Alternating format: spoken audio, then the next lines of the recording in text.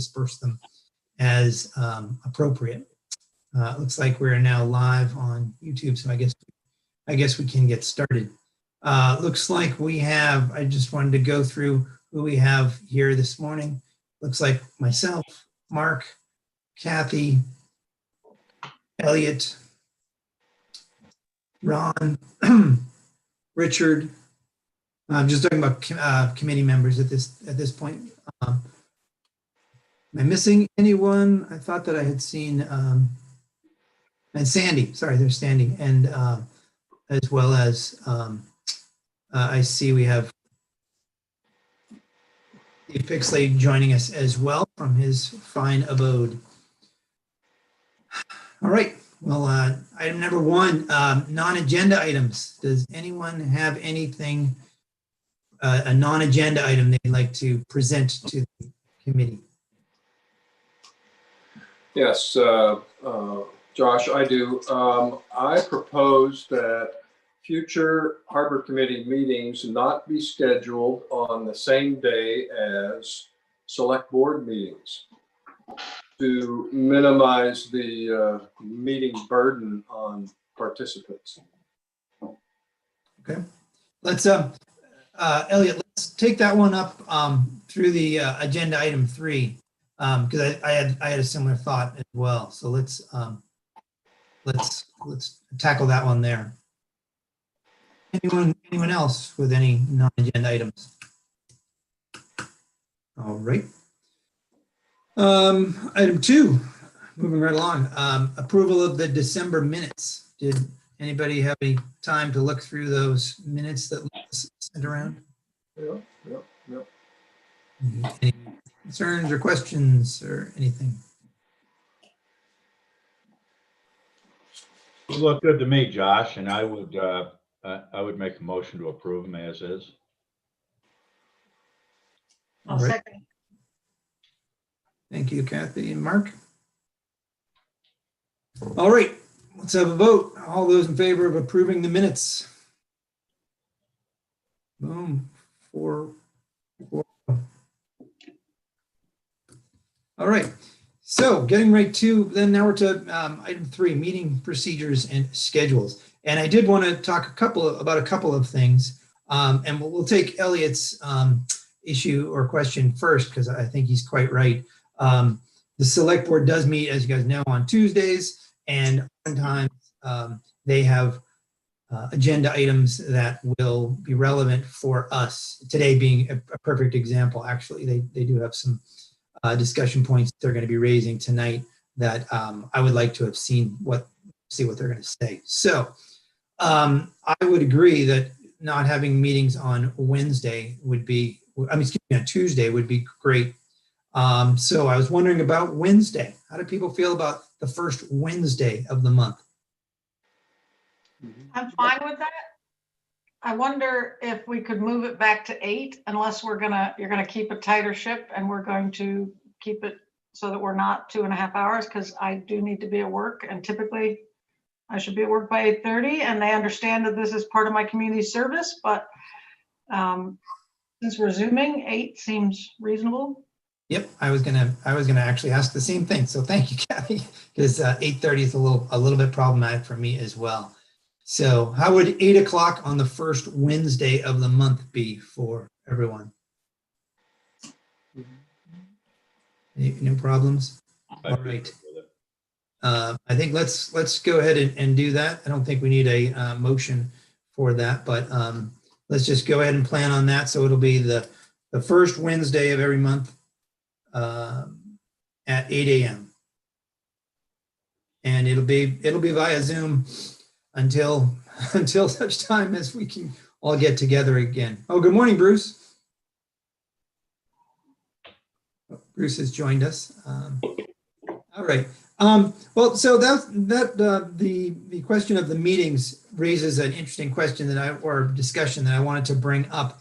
I have had some conversations with both Audra, the town manager, and Bob Falciani, select board chair, and our liaison about our meetings and about, frankly, about when we need to meet. You know, if you read through the ordinance, we are called to convene as the need may arise, I think is the actual term that they use. And there was, both Bob and Audra wondered if we actually needed to meet monthly. I feel fairly strongly that we do.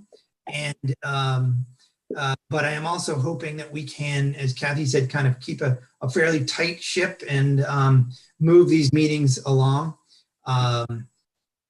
We all have very, very busy lives, and I think it would be great if we can get this done, get these meetings conducted, you know, certainly as quickly as we can without rushing things. But I do think that it's important that we meet monthly, if only to present the public with the opportunity to raise issues, especially during that non-agenda items section. I consider that one of our most important aspects of the meeting, because there's plenty of things that we might not have heard about that's going on, and I think it's important that we hear about that. In terms of what we're discussing at the meetings, you know, the select board is currently reevaluating and looking at all of the committees, and that's one of the items that they're looking at tonight is the work plans that we all the committees have submitted to the select board. It is something that I wanted to discuss with them at my earliest convenience, but because they're having this discussion, we're sort of holding that, if you will. You know, we have some lively discussions and some in-depth discussions, which is the appropriate thing for this, for any committee, and especially for this one, I think. But we want to make sure that we are discussing things that will lead to some action, hopefully, and will help the select board with conducting those actions. Because again, we are an advisory board. We offer advice to the select board and on matters, you know, pertaining to the harbor. Sometimes they take it. You know, it's an advisory board. It's our recommendations are just that, recommendations for them. They, you know, both Bob and Audra expressed interest in us taking on tasks, and you know, they raised the way the CDAC committee has recently taken on the tannery proposals as a good example of the way a committee can sort of take on a task, focus in on it, and distill some information for the select board. I would argue that the way we approach the Windjammer and Daysailor license agreement, getting that to a 3-year contract, was a good example of how we work successfully at coming up with a system that I think is a little bit better for everyone, for the town and for the businesses that make use of town property. So that's kind of the way I think things will move forward. We are going to take direction from the select board in terms of what we ought to be discussing and putting on our agenda. And in general, proposals, whether it's for a new pier or something, because that does fall under our purview, those would all go to either the select board, or in that case, I think it would actually go to the planning board first before it comes to us. So those are the items that will then be sent to us, if you will, from the select board for again, for discussion. We all have particular knowledge and information about the way the harbor works. So we can, I think, oftentimes be helpful in apprising them of aspects they didn't think about. One issue that I think we want to always be aware of, as I said, is, we take advice, or we take guidance, I guess you will, direction from the select board, but we also often, as we have in the past, give advice and have requests from the select board. And I think it's important that we make sure that we are very clear in our motions and requests, who that's going to, and what we what we are asking for in response, because I think it is fair if we are all contributing our time and effort to these things that the select board and the town staff also responds to our concerns and questions when necessary. But I think we need to be very, very clear what we're asking and when we get that back, we get that information back. Finally, I will, in reading through the guidance documents, if you will, it is best that the communications from the committee come through me, through the chair, to the select board and town staff. And I think that has worked in the past. I hope if anybody doesn't think that's the case, let us know. But that's the way it should work. And I will keep you all apprised of the communications that I'm having with them. Again, this is a town committee. It's a public forum, public committee. So there's no sideline conversations or anything that are going on. And I want to be completely transparent about those conversations, whether it's with the select board or with town staff. Lastly, you may notice the one person who we don't have today with us is Liz, the harbor clerk. Liz has been in the past sitting in on our meetings. She had a discussion with the town staff, with Audra, about sort of her time and prioritizing, and realized that she probably doesn't need to attend these meetings for a couple of reasons. One being that these meetings are recorded now on YouTube, so it's pretty easy for anyone to go back through that record and see what is being said verbatim. So she's not going to be attending these meetings unless we ask her to, unless we ask, a particular thing that we need from her that she might be able to respond to. That does mean that we will need to have someone take minutes. And the good news on that is having been the minute taker on other boards, I can tell you it can be a rather sizable project. The good news is because of YouTube, our minutes are going to be a little bit more streamlined than they were in the past, and that it really will just consist of votes taken, attendance, and the major substance, and by that I mean the topic of discussion when we have discussions. The minutes are not going to go into great detail about Josh said this, and Kathy said this, and Mark said this, and back and forth. It'll be more like there was a discussion about dinghy storage. And if there's a vote, if there's a motion and a vote, then that will be recorded. But again, the details of that discussion will all be on YouTube if anybody wants to see it and get into the verbatim stuff. So that being said, I would welcome anyone who wants to volunteer to be a secretary and record the minutes for us as I just described. Don't all leap at once. Josh, the guidance for the Harbor Committee calls for the appointment of a secretary. It does. We've never, in my time at least, we have not had one. So I'm hoping someone will nominate themselves to be that secretary. I'll nominate myself. Oh, awesome. Thank you, Bruce. Second.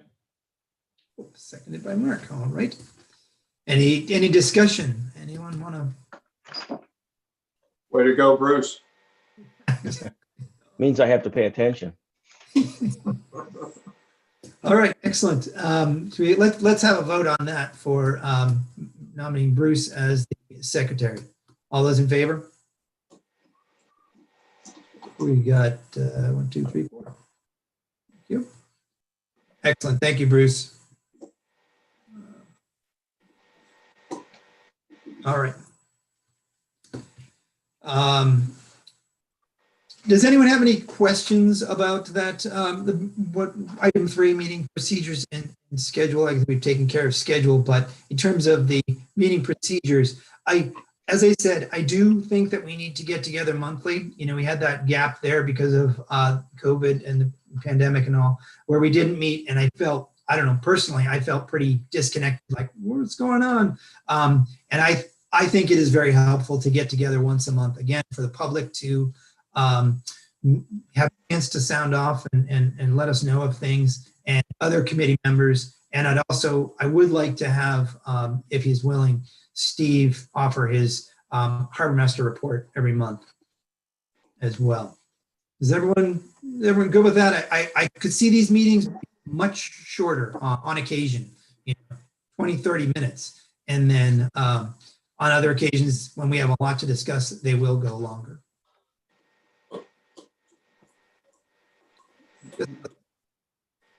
Josh, if I've heard correctly, it seems that what you've described is a work plan that is top down, coming from the select board to the harbor committee.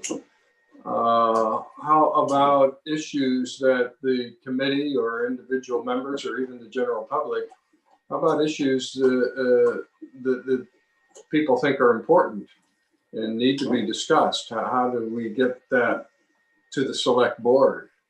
I think that in that case, because I think that's a really good point. And that's that is what I see this venue for. We would discuss it if it was worthy of, presenting to the select board and say, do you want us to talk about this? This was raised, for example, if someone raised at a non-agenda items part of the meeting, X issue that they see happening in the harbor. I don't know what it might be, but something. I think we would all then, we could all say, okay, that's a good issue. That seems like a very valid concern.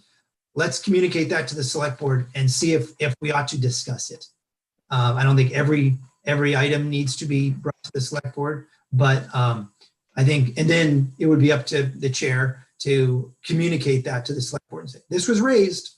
Do you want us to dive down into this? And they would say, presume possibly yes, but they might say no. They might say, no, that's not your purview, or we have you guys working on another project and that's more important, and we want you to keep your focus there. Josh, can I just suggest that it's a challenge? It might be simple for us to get onto Zoom because we get an invitation, but it is challenging for the public to actually know when some of these meetings are, how to get on the non-agenda item part of the agenda, and just to be reminded that they're invited to do so. And I'm wondering if we can influence the Town of Camden's Facebook page, kind of somehow promote that, or using press release, whatever, to say, here's your opportunity, here's how to do it, here's the email to ask for the link. Just make it as easy as possible. When I tried to present, I did present to the select board and the planning board, and it wasn't a simple just show up anymore. So we need to make it as easy as possible. We should be sharing what we are putting on our agenda out there, inviting people how to present and ask for that kind of. Yeah, I think you're exactly right, Kathy. I've had the same experience on other things with the town and trying to present and trying to, normally you would just go into the conference room there on Washington Street and raise your hand and come to the front of the room and do it. It's quite easy. And with this virtual format, it is more challenging. I know that the town is struggling with that across the board, whether it's at select board meetings or committee meetings. So I think you're exactly right. I will continue to talk to them about that. I want to make sure, for instance, that our agenda does get posted to the website. That didn't happen this time. It hasn't been. Our schedule is on there, our upcoming meeting, but not the agenda. So like Aaron, for instance, just now wanted to know what was on the agenda. That should be something people can find out very easily. So yeah, I think we have a lot of work to do as a town. But by the same token, we're all kind of reinventing this in the virtual sphere. So can I just suggest that you suggest that they get past the belief that people go to websites, and some of their select board members are the most active Facebook users in this town, and they should be using the Town of Camden Facebook page to actually communicate important information. I'm not saying they don't, but they're not using it to promote these kind of committee meetings. Mhm. And maybe there should be a committee meetings Facebook page, Town of Camden, so that people can actually subscribe to it. I've looked on the website. It's not easy. It's buried. You need to know what you're looking for, how to find it, which department, and it's a Yep. drill. So it's not enough to say we put it on the website. It's just not enough to my mind. Yeah, no, I think it has to be all of the above. I, for example, am not on Facebook, and so that wouldn't really work for me, but it would work for others, you know. It'll work for other people are only or predominantly on And Facebook. the pilot is a subscription. It comes out every day. I mean, there's all kinds of Yep. media sources. So just Yep. ask them to try harder. Yep, I absolutely agree, and I will communicate that to be. You're saying to be more to do more outreach as opposed to just responding. Yep, I would completely agree with that.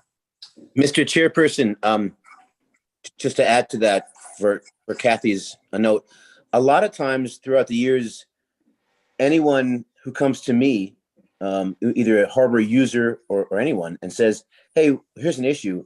If it's worthy, I bring it to the committee. And if it's not worthy, and I hear it from more than one source, even if it doesn't like grab me right off the bat, if I hear it 2 or 3 times, then I'll bring it up as well, because then I realize, oh, that's something I didn't notice. And a couple of people were asking about it. So I think you committee members are a good source for collecting info, as well as something like social media. Just wanted to input that. Yeah, no, I think that's exactly right, Steve. And I was hoping that in addition to the public, as I said, is welcome, and we welcome them coming to the non-agenda items to speak. But that may not work from a scheduling standpoint or whatever. But you're hopefully another avenue, Steve, that they can always contact the harbor master and have a conversation, and then you would present their concern or issue, whatever it was, during your harbor master report. Would be my hope. Which brings us to your harbor master report. Is there anything to report? You're muted, I think, at the moment. Yeah, you know what? I wanted to report the fact that the Leonard Lookner hydraulic hoist, what I'm calling it, which is a great asset to the fishermen and to other folks as well for small masts, taken in and out of small boats.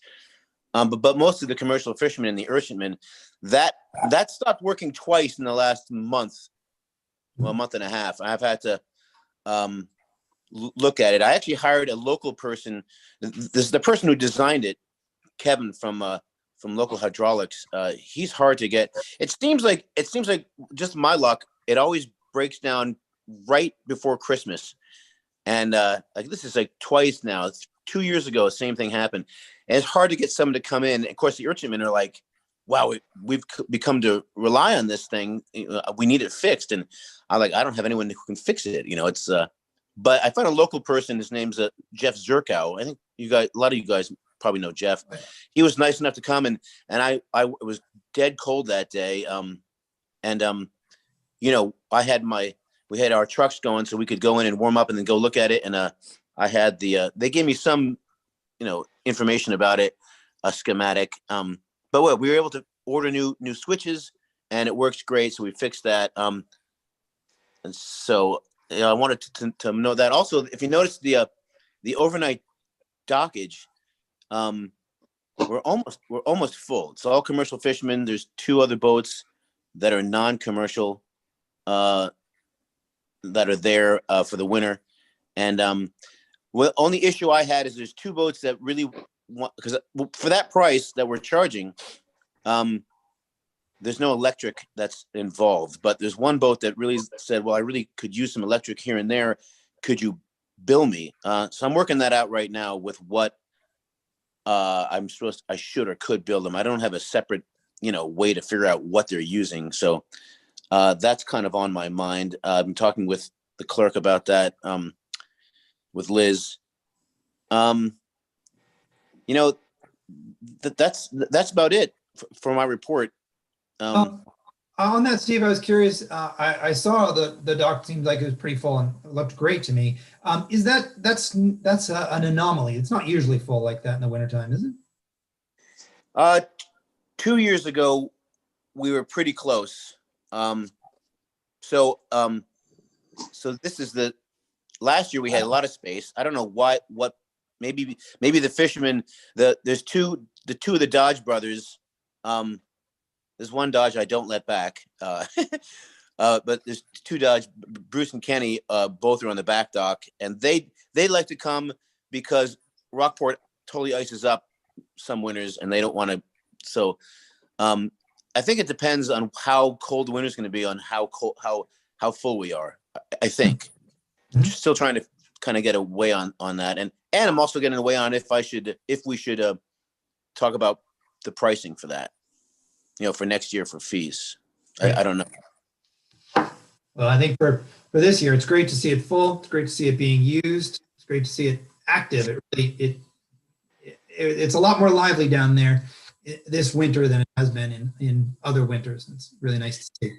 And I think that's in part, and this is just my take, is that I think as a species, we're getting pretty sick and tired of being cooped up all the time. So anytime folks can get out and walk around, they are. Like, I'll go out, even like I'll shoot by and I'll check if I'm dropping my kid off on Sherman's Point with his mom's house. I'll jot down there, and I'll just take a walk down to see how everything's doing. And there's a lot of folks down. There's couples walking around. And I think it's because folks just want to get out and they want to at least stay within a safe distance of other people, but just to say hi and just to get out a little bit. That's what I think. Yeah. Cool. All right. Well, great. Thank you, Steve. That's perfect. I have a question for Steve. Yep. Elliot. Steve, you described some failures at the boom, and you indicated that some switches were replaced. So these are control issues and not hydraulic issues? Correct. I've only had one issue with hydraulics. That was about 3 or 4 years ago. And it got so cold that I had to change the hydraulic. I had a professional come in because I don't know much about hydraulics. So I had to outsource for that. And we changed the type of hydraulics fluid so it could run in really cold weather. When they originally did it, they hadn't planned on I think it was like negative 15 for like 5 days in a row, and it wouldn't work that well. But you also, thanks for reminding me, Bruce. I wanted to comment before that big storm we had. I'm guessing that was about 10 days ago. I swapped out. I did a quick check on the actual chain rollers for the overnight system, and just to refresh your memory, if you haven't looked at that, it's basically two shackles, 5/8 shackles, and then a chain that goes around the pilings. And on most inspections, it looks great, but I really there's 2 sleeves of plastic rollers, and I took them off to look, and the chain, just where you can't see it, was pretty pitted, looking pretty bad. So I went ahead and swapped every one of them out just because, why not? It's a cheap fix, and I like to sleep. It was going to blow pretty hard that night. So all that chain, all the rollers have been replaced, and I also replaced 2 on the overturned dinghy dock that's right in front of the harbor master office as well. So yeah, I wanted to add that to my report. Cool. I had a question on that. The hydraulic hoist. We just include that as part of the service we provide to the fishermen and others. We don't charge for the use of that currently. Is that correct? Yeah, that's correct. And right now there's a small kind of like safety spiel or course that I give anyone who wants to sign off on a piece of paper that says, I've been, I can't hold the town indemnified. I've been taught how to use this, and I have that in a file. All the commercial fishermen, and I think there's like 3 other people commercial that do stuff. Artisan Boat Works, he'll run that once in a while for a small boat that he's putting in, stuff like that. Okay, cool. Thank you. All right, moving on to item 5, the memorial bench applications. And I did a little bit of research into this, and we, as you guys know, we have one application that is pending that was presented at the last month's meeting. And as Kathy pointed out, we had asked Liz for an inventory of all of the benches, and I complicated that, as I often have a tendency to do, and asked her to not just give us an inventory, but give us the expiration, so we know, okay, we're going to have 3 coming up in 2 years, 1 in this year, and that kind of thing. And she is producing. She does not have it. She did not have it for this morning's meeting. So I don't think that we should act on the individual application. I think pushing that back another month is okay. I did want to report that she let me know we have 31 benches currently in the system, and they are all paid up currently, so everybody is current.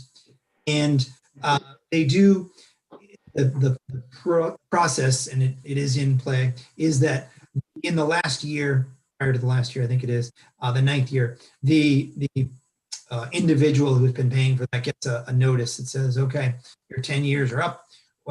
Would you like to sign up for another 10 or not?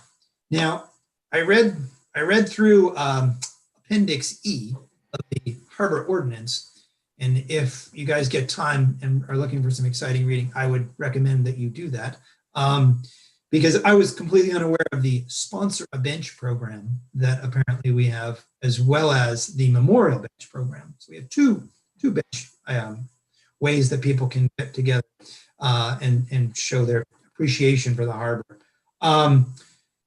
The Sponsor a Bench program seems to actually have more regulation and process, including public notice of the availability of it, etc., than the memorial benches.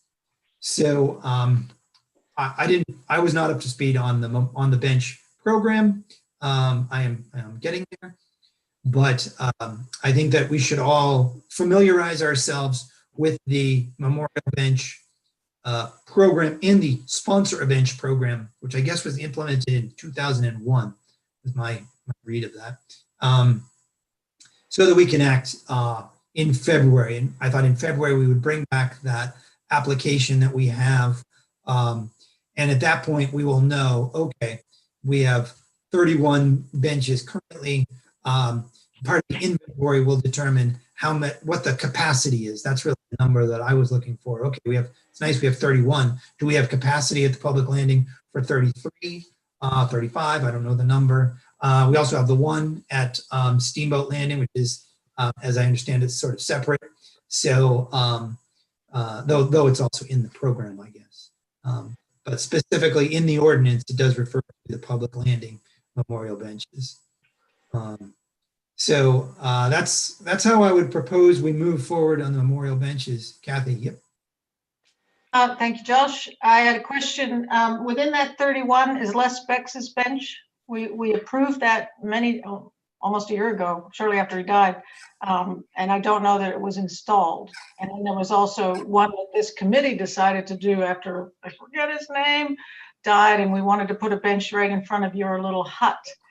The gentleman who he and his wife used to row every day in all weather. Oh, Sam Manning's bench. Yeah. So there's 2 that we have previously approved, and I just haven't seen them, and I haven't seen any kind of a presentation of them. And my hope is that will be in the inventory. You know, it's a public document, so it'll have who all the individuals are, who the named person is, who's supporting it, etc. All the way through. Well, I would expect so. I'm just curious, were they actually installed, Steve? That's a different question than seeing it in a report. Yeah. No, they're both been built and they've been installed. I've talked. I guess one of the things that I hope, Josh, we can use this committee to do is tell people things like that and really make a party about it. I mean, particularly Manning's. The family we did that ourselves, and I think it's important. If we want people to be really interested in the harbor, we need to talk about what happens at the harbor publicly, invite people to celebrate some of our decisions, and be aware. I would have, I mean, did Katie even know that you've put that bench in for her dad? Was she part of that? Yes, you mean for Les Bex? Yes, I talked to Katie. I talked with Katie a few times on the phone. She was specific on where she wanted it, really close to the actual schooners, you know, where they go. And so I put it right in front of where you walk down, and she was really happy about that. So, but just a quick note for everyone, as far as the actual sponsor bench, that was, I'm not going to argue when it came out, but I think it was later than 2001. And that was a while back when the committee literally said, well, something like Rusty Robinson was he was before my time, he was a harbor master. And someone said, well, if there's a bench that really has historicity, is that a word? If it's got a lot of meaning to the community, and it stops being sponsored, they were afraid. The old timers, I guess I want to say, we're like, well, we're afraid that now those benches are going to be lost, and they're really important. So they said, well, let's start something called sponsor bench. If all of a sudden a bench like that for Rusty Robinson, the harbor master, if that all of a sudden is not being sponsored, could the harbor committee go to the select board and say, we think the town should take up and pay for this bench and take over it because it's got so much place. And so that was passed by the select board. And I just wanted to clear that up on the difference between the two types of benches. So that actually is interesting, Steve. The sponsor a bench, in that case, in Rusty Robinson's case, I guess, the town would actually pay for the next, block, the next 10 years? Correct. Oh, wow. Well, isn't that my understanding of the Manning bench? That the town decided, if we proposed it, that Yes. there was no payment, so that becomes the town's responsibility. Yes. We paid for that, and we will take care of that bench because, and trust me, Susan, we put that up right where they used to always have lunch, and I got a hug and some tears from Susan. She was very, very appreciative of that. So while we're speaking of benches, can you be sure to take Phyllis's away for the winter? It was still there on New Year's Eve, which was lovely, but it is not fixed. So, and I had to move it back from the edge again. I will. I'll get that out of there. I forgot. Usually Dan from the highway, who helps me with the benches, he usually does that. He probably forgot. Thanks. Good.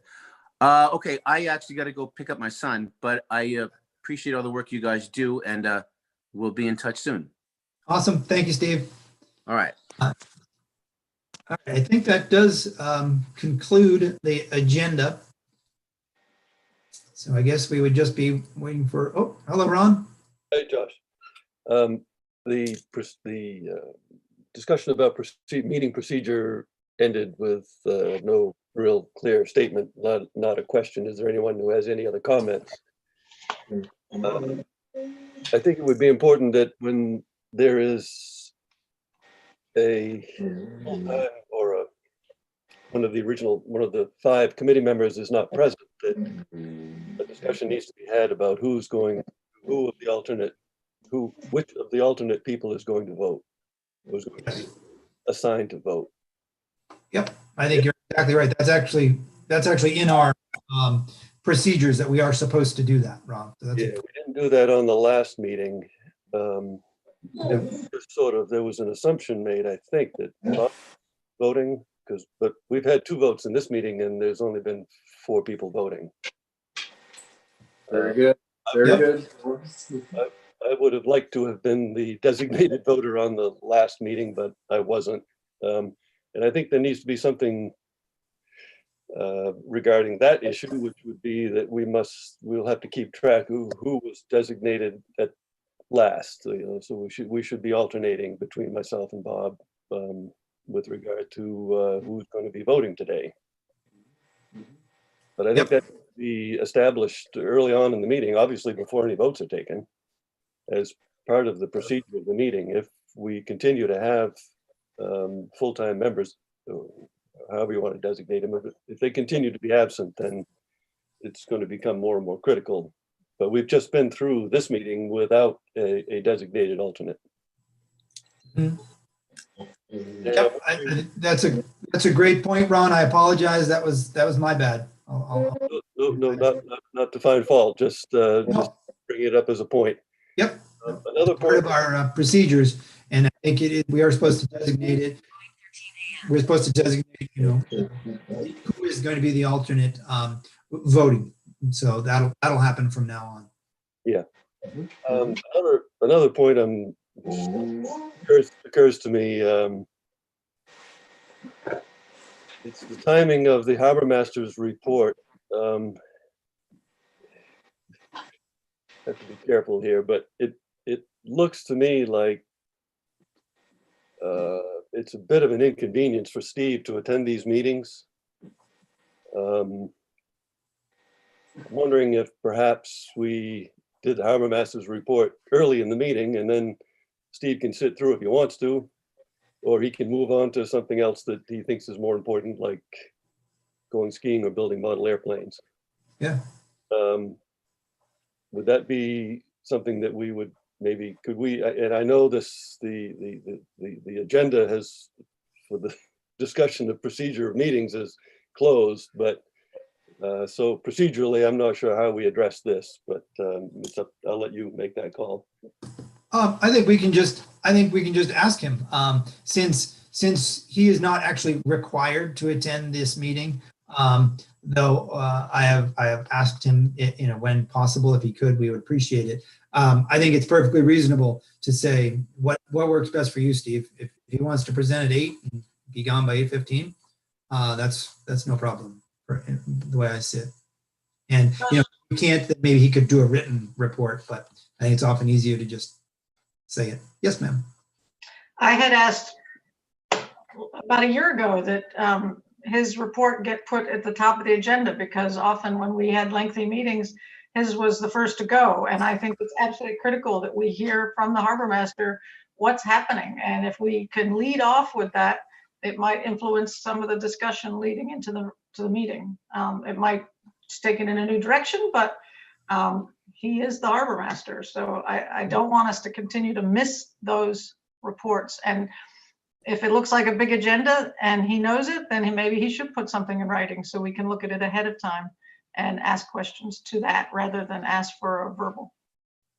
Sure. Yeah, I think we can. That's easy enough. We could try to make him. He'd probably be item 3 right after the minutes and the non-agenda items. I think would be appropriate for that. Hello, Bruce. Yeah, I'd like to say I agree. Let's move his report up to the front and allow him to leave when he wants. But I would like to encourage him to stay and appreciate him, because he adds a lot to a lot of these discussions. He really knows what's going on. So I would like to also at the same time encourage him to say, if you can stay, please stay, because he adds a lot to the meetings. Yep, I would agree. All right, I think that just. Oh yes, Ron. Just on a personal level, I just want to say that I'm sorry to hear that Liz is not going to be present, because she brings a lot of information to the meetings. Oftentimes Steve has to defer to her regarding quantitative questions regarding moorings or whatever. She's the one that's actually keeping track of that stuff. So we're going to end up, needing answers that we're not going to get for, a month or more in order to continue a discussion that regarding pertinent information. Yep, I think that's exactly right, Ron. I think it is too bad that she won't be joining us.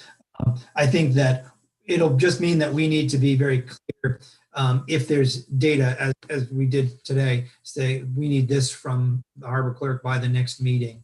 I think that we just need to be very, very clear about what we're asking for, and we'll go from there. I think that we also, if there's an agenda item that we think she, will have some input that is useful, then I think we can ask her. And again, we can just ask. And she said, if you need me, I can, for something specific, I can come in. But she just didn't want to.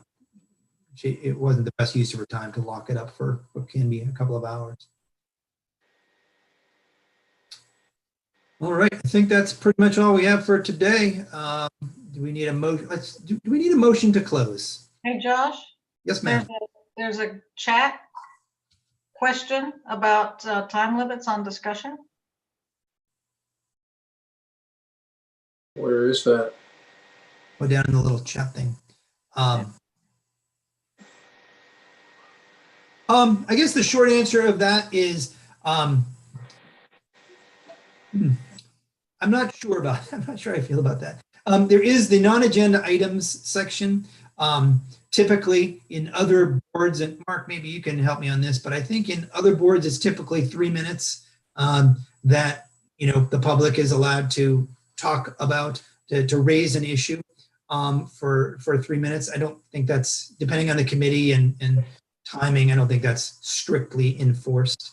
In terms of limiting the discussion time for other items, again, I don't think there's a strict rule on it, and I'd be a little bit hesitant to put a strict rule on it, but I can tell you that we do all have the goal of moving things along as quickly as and efficiently as possible. So there will be times when we want, some of us might want to keep talking about it, but we do have to eventually just move on. Was that for a non-answer? All right. Do we have a motion to close? That was my question. Do we need a motion to close?